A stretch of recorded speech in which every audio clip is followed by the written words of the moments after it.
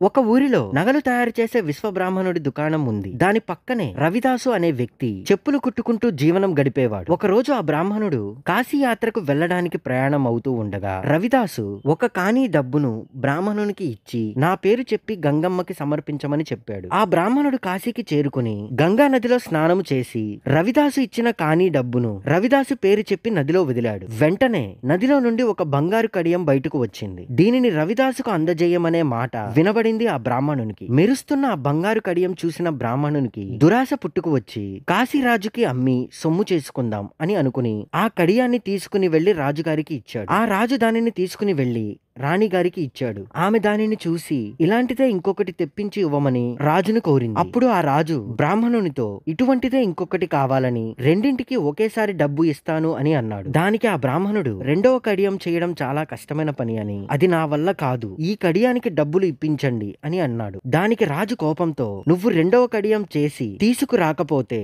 నీకు మరణశిక్ష విధిస్తాను అని అన్నాడు.